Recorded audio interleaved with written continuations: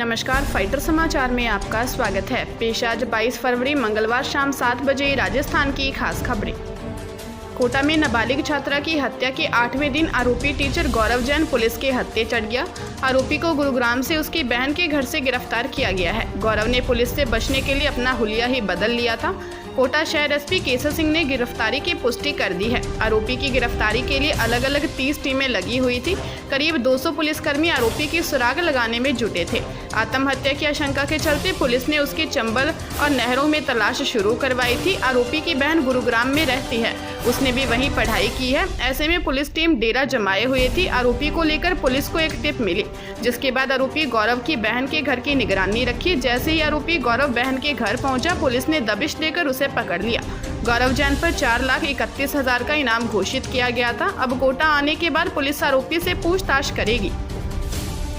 उत्तराखंड के चंपावत में एक बड़ी अनहोनी हो गई है। चंपावत जिले के डांडा क्षेत्र में बारात से लौट रहा एक वाहन खाई में गिर गया, जिसमें 14 बारातियों की मौत होने की जानकारी सामने आई है। चंपावत से करीब 65 किलोमीटर दूर इस स्थान पर एक परिवार में शादी थी। हादसे की सूचना के बाद पुलिस व रेस्क्यू टीम मौके पर पहुंच गई। 14 शवों को खाई से बाहर निकाला गया है। दुर्घटना में गंभीर रूप से घायल 2 लोगों को उपचार के लिए जिला अस्पताल लाया गया है। टनकपुर चंपावत हाईवे पर जुड़ी सूखी डांग डांडा मीनार रोड पर वाहन दुर्घटना में 16 में से 14 लोगों की मौत हो गई। गंभीर रूप से घायल चालक और एक अन्य व्यक्ति को उपचार के लिए अस्पताल लाया गया है। वाहन में सवार सभी लोग टनकपुर के पंचमुखी धर्मशाला में हुई शादी में शामिल होकर घर लौट रहे थे। डूंगरपुर जिले की पोक्सो कोर्ट ने नाबालिग से दुष्कर्म के मामले में 2 दोषियों को 20-20 साल की कैद की सजा सुनाई है।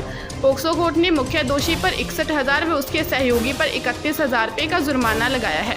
विशेष लोक अभियोजक योगेश जोशी ने बताया कि सदर थाना क्षेत्र की रहने वाली 14 वर्षीय नाबालिग ने अपने परिजनों के साथ आकर रिपोर्ट दी थी कि 16 नवंबर 2019 की रात करीब 9 बजे ट्यूशन गई थी। ट्यूशन जाते समय गांव के 2 नाबालिगों ने उसे बाइक पर ट्यूशन छोड़ने की बात कही तो पीड़िता उनके साथ बाइक पर बैठ गई। दोनों पीड़िता को शहर की तरफ ले जाने लगे तो पीड़िता ने उनका विरोध किया। एक नाबालिग ने उसका मुंह दबा दिया और चिल्लाने पर जान से मारने की धमकी दी थी। दोनों उसे एक कमरे पर ले गए, जहां एक नाबालिग ने उसके साथ दुष्कर्म किया, दूसरा बाहर खड़ा रहा।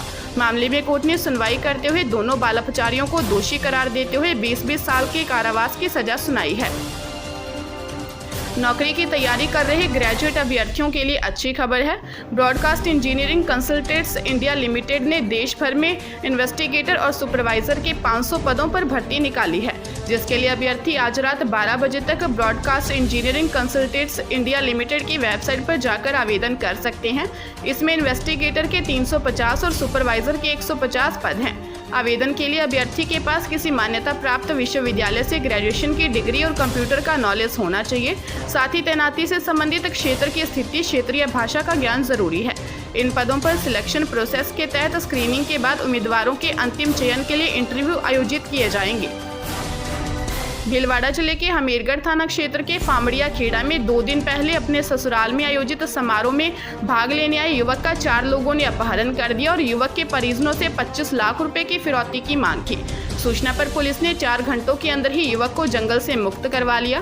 पुलिस ने बताया कि चित्तौड़गढ़ के साडास थाने के रूपपुरा गांव निवासी बाबूलाल गुज्जर अपने ससुराल फामड़िया खेड़ा आया हुआ था। रास्ते में उसका अपहरण कर लिया और 25 लाख की फिरौती मांगी। पुलिस ने मामले में कारोही निवासी शंकरलाल गुज्जर, शंभूलाल, गणपत सिंह व सुरेश गुज्जर को गिरफ्तार किया है। इस मामले में कैलाश गुज्जर अभी फरार चल रहा है। पुलिस ने बताया कि 7 माह पूर्व थाना इलाके में अपहरण के आरोपी कारोही निवासी शंकरलाल गुज्जर का बेटा व बेटी बाइक पर भीलवाड़ा की तरफ जा रहे थे, तभी बाबूलाल की कार के साथ बाइक की टक्कर हो गई थी। इस हादसे में शंकरलाल गुज्जर के बेटे की मौत हो गई थी। बाबूलाल ने बेटे की मौत के बदले शंकरलाल को मुआवजे के रूप में 10 लाख रुपए देने का वादा किया था, जो उसने नहीं दिए। बाड़मेर जिले के सदर थाना क्षेत्र में कुशल वाटिका के पास नेशनल हाईवे 68 पर हुए एक दर्दनाक हादसे में बाइक पर सवार 2 लोगों की मौत हो गई। इसमें एक युवक जिंदा जल गया। हादसा इतना भीषण था कि तेज रफ्तार डंपर की टक्कर के साथ ही एक युवक बाइक से दूर जा गिरा। वहीं दूसरा बाइक के साथ ही डंपर के अगले हिस्से में बुरी तरह फंस गया। करीब 30 फीट तक ट्रक बाइक सवार युवक को घसीटते हुए ले गया। इस दरमियान बाइक की पेट्रोल टंकी फूट गई और घर्षण के साथ ही उछली चिंगारी से आग लग गई। पेट्रोल की वजह से आग आग विकराल होने से एक युवक जिंदा जल गया। सूचना पर पहुंची पुलिस ने शवों को अस्पताल की मोर्चरी में रखवाया है। डंपर चालक मौके से फरार हो गया। पुलिस ने बताया कि हादसे में बाइक पर सवार गोरखाराम व नागनाराम निवासी थुम्बली की मौत हो गई। पुलिस डंपर चालक की तलाश कर रही है।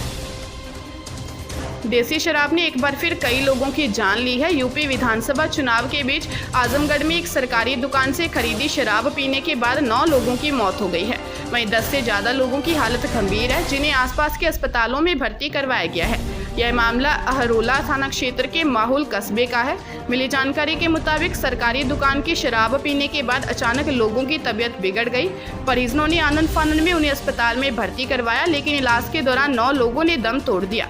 अभी मरने वालों का आंकड़ा और बढ़ने की आशंका जताई जा रही है। पुलिस के तमाम बड़े अधिकारी मौके पर पहुंचे और मामले की छानबीन शुरू की। पुलिस ने इस मामले में शराब ठेके के सेल्समैन को हिरासत में लेकर पूछताछ शुरू कर दी है। पुलिस में झूठे मामले दर्ज करवाने वालों की अब खैर नहीं है। झूठे मामले दर्ज कराने वाले लोगों पर राजस्थान पुलिस अब कड़ी कार्रवाई करेगी। मिली जानकारी के अनुसार प्रदेश में इन दिनों SC/ST एक्ट के झूठे मामलों का चलन बढ़ रहा है। दुष्कर्म के झूठे केस भी काफी संख्या में दर्ज करवाए जा रहे हैं। पुलिस जब इन केसों की जांच करती है तो 40 से 50% मामले झूठे पाए गए। इन्हें झूठे मुकदमे दर्ज करवाने वालों पर DGP ने सभी रेंज के IG के साथ समीक्षा बैठक की। बैठक में DGP ने सभी रेंज के IG को झूठे प्रकरण दर्ज करवाने वाले लोगों पर कड़ी कार्रवाई करने के निर्देश दिए हैं। बता दें कि झूठे केस दर्ज करवाने पर पुलिस और अदालत का भी समय बर्बाद होता है। जयपुर जिले के अलग अलग थाना क्षेत्रों में अलग अलग दुर्घटनाओं में 2 लोगों की मौत होने की जानकारी सामने आई है। मिली जानकारी के अनुसार करनी विहार थाना क्षेत्र में ट्रक चालक की दुर्घटना में मौत हो गई। सूचना पर पहुंची पुलिस ने बताया कि अज्ञात वाहन की टक्कर से कृष्णन गोपाल की मौत हो गई। वहीं सीकर रोड पर अज्ञात वाहन की टक्कर से बाबूलाल की मौत हो गई। पुलिस ने बताया कि बाबूलाल चोमू से मुहान सब्जी लेकर आ रहा था। इसी दौरान अज्ञात वाहन ने उसके टक्कर मार दी। पुलिस ने दोनों के शवों को अस्पताल की मोर्चरी में रखवाया है। पुलिस मामले की जांच कर रही है।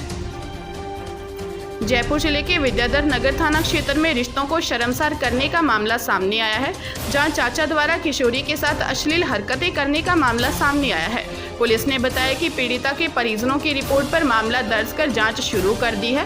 पुलिस ने बताया कि परिजनों ने रिपोर्ट दी है कि खांसी की दवा के नाम पर आरोपी चाचा पीड़िता को नशीली दवा पिला रहा था।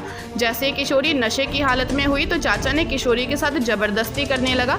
किशोरी ने घटना के बारे में परिजनों को बताया। पुलिस ने मामला दर्ज कर आरोपी चाचा की तलाश शुरू कर दी है।